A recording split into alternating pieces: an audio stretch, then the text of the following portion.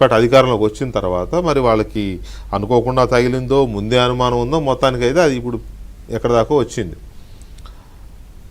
ఇప్పుడు ఇందులో ఇంకో విషయం ఏంటంటే ఒకవేళ ఫోన్ ట్యాపింగే జరిగితే ఏపీ ప్రభుత్వంతో కలిసి జగన్మోహన్ రెడ్డి ప్రభుత్వంతో కలిసి కేసీఆర్ గారి ప్రభుత్వం ట్యాపింగ్ పాల్పడిందా, లేకపోతే జగన్మోహన్ రెడ్డి గారికి ఏమన్నా అవుట్సోర్సింగ్ సేవలు ఏమన్నా అందించారా ట్యాపింగ్లో? ఇది ఒక ఆసక్తికరమైన కీలకమైన అంశం. ఎందుకంటే అక్కడ కూడా చాలామంది వందల మంది చేశారు కదా, చేశారని పోలీసులు చెప్తున్నారు. సో దీని మీద బీఆర్ఎస్ పార్టీ ఇచ్చే రిప్లై ఏంటి, సమాధానం చెప్తారు? ఈ విచారణ నిష్పక్షపాతంగా జరిగితే ఎవరు ప్రభావితం చేయకుండా ఉన్న వాస్తవాలు వెలికి తీస్తే దోషులు ఎవరు నిర్దోషులు ఎవరు అనేది బయటపడుతుంది. ఈరోజు మేము అధికారంలో లేము, కేంద్రంలో బీజేపీ అధికారంలో ఉంది, చంద్రబాబు నాయుడు గారు కనసగల్లో ఉంది, ఇక్కడ కాంగ్రెస్ అధికారంలో ఉంది, రేవంత్ రెడ్డి గారు బీజేపీకి అనుబంధంగానే బడేబాయిగానే నడుస్తూ ఉన్నారు, చంద్రబాబు గారు కనసగల్లో నడుస్తూ ఉన్నారు. వీరిద్దరి ప్రధాన టార్గెట్ బీఆర్ఎస్ కేసీఆర్ గారు. ఈరోజు అధికారం కోల్పోయిన తర్వాత ఏదో రకంగా ఇబ్బంది పెట్టాలనే ఉద్దేశంతో ఏదైతే ప్రజలు నమ్మదగుతారో అటువంటి విషయాలను వెలిక్కి తీసుకొచ్చి తెర మీదకి తీసుకొచ్చి ఎంక్వైరీల పేరు మీద విచారణ పేరు మీద రకరకాలుగా చేసే ప్రయత్నాలు చేస్తూ ఉన్నారు. ఈరోజు రేవంత్ రెడ్డి గారు చేయట్లేదా ఫోన్ ట్యాపింగ్?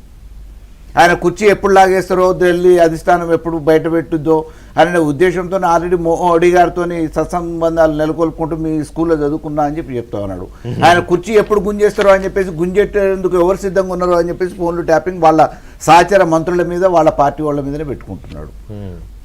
ఈరోజు మామూలుగా మేము ఏమంటున్నామంటే, మీకంత భయమేంది ఒకవేళ మేము చేయలేదు దానికి? ఒకవేళ ఎవరైనా అధికారులు కొంతమంది దీన్ని ఇప్పుడు తీవ్రవాద సమస్య గురించి కానివ్వండి, దేశం రాజ్యం కూల్పే కుట్ర చేస్తున్న వాళ్ళ మీద కానివ్వండి, ఫోన్ ట్యాపింగ్ చేయటం అనేది అది ప్రధానంగా ఏ ప్రభుత్వం ఈ చేసే విషయాలలో ఒకవేళ అధికారులు ఎక్కడన్నా వేరే ఒక అడుగు ముందుకేసి వాళ్ళ స్వలాభాల కోసం ఏదైనా వ్యాపారస్తుల మీద కానీ ఇంకెవరైనా నాయకుల మీద కానీ ఒకవేళ ఫోన్ ట్యాపింగ్ అనేది దీన్ని అలసుగా తీసుకొని అవకాశంగా తీసుకొని చేసిరే అనుకుందాం.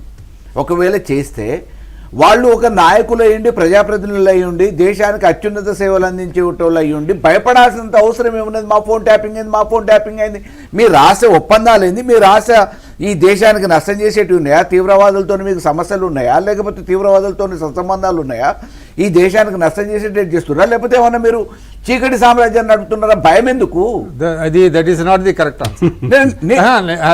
ఇప్పుడు ప్రైవసీ ఆర్టికల్ 21 ప్రకారం ఇప్పుడు వాళ్ళు దేశానికి కాదు, అది అసలు ఆర్గ్యుమెంట్ కరెక్ట్ కాదు. ఇప్పుడు విక్రమ్ గారు కదా, దయచేసి అట్లా కాదు. పాయింట్ ఏంటంటే ఆ వ్యక్తి చీకటి రాజ్యాలు నడుపుతున్నాడా లేకపోతే ఇంకేదైనా చట్ట వ్యతిరేకమైన పనులు చేస్తున్నాడా, that is none of your business.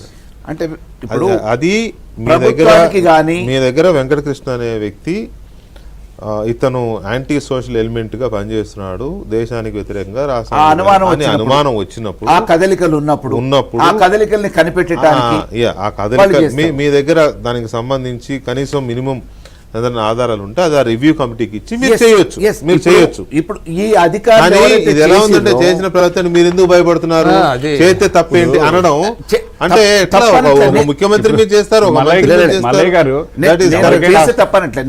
అంటే ఇదే ఆర్గ్యుమెంట్ ఇంత ముందు కూడా బీఆర్ఎస్ నాయకులు చాలా మంది ఇదే మాట మాట్లాడుతున్నారు. అధికారులు ఎవరైతే అంటారు, అధికారులు ఎవరైతే చేసిరు అని చెప్పి చెప్తున్నారో ఆ అధికారులు చేసిరనటానికి ఆధారాలు ఇంతవరకు దొరకలేదు, బయటపడాలి, ఎస్టాబ్లిష్ అవ్వాలి.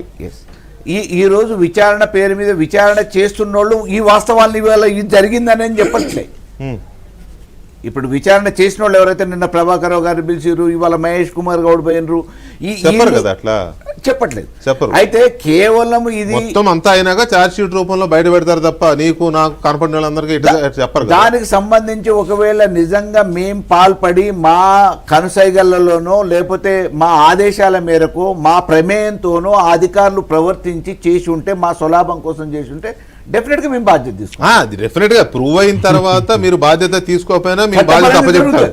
ప్రూవ్ అయితే ఈ రోజు ప్రూవ్ కాలేదనుకోండి ఏముండదు. ఇప్పుడు హరీష్ రావు గారి పేరు వచ్చింది, కేటీఆర్ గారి పేరు వచ్చింది, సంతోష్ గారి పేరు వచ్చింది, ఇంకొక ఛానల్ ఆయన పేరేంటి శ్రవణ్ గారి పేరు వచ్చింది, మొత్తం మీద కుటుంబంలో ఉన్న సభ్యుల పేరు అందరూ వచ్చిన ఒక కేసీఆర్ గారి పేరు తప్ప మరి అది ఎప్పుడు వస్తుందా రాదో కూడా నాకు తెలియదు, నేను చెప్పలేనులే. కానీ అక్కడ ఉన్న చివరికి తీస్తారు, క్లైమాక్స్ మాదిరిగా చివరికి తెలియదు.